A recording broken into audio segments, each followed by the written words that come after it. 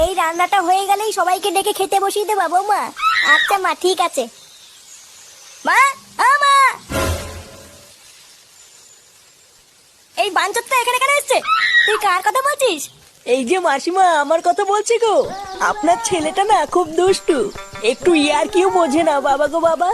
হ্যাঁ গো, তুমি আমার ভাইকে গালাগালি দিলে। বাড়াটা গালাগালি দেবো না তো কি দেবো? ও বলছো তার বাল, বাড়া আমাকে ঘরে একা পেয়ে আমার প্যান্টের ভিতরে হাত ঢুকে দিয়েছে। মা গো মা, জামাই বাবু তুমি অত রেগে যাচ্ছ কেন? আমি তো তোমার শুধু একটু সাইজটা দেখছিলাম গো। সাইজ ছিল হোম বলছো তার বাল, বাড়ি গিয়ে বাবার সাইজ দেখবি যা। কি সব উল্টো পাল্টা কথা বলছিস তুই? যা বলেছি ঠিকই বলেছি। লেওরা আজকে প্যান্টের ভিতরে হাত ঢুকে দিচ্ছে, কালকে তো বলবে হালকা করে পুঙাও মেরে দাও। এই কি হয়েছে রে? এত চেঁচামেচি কিসের?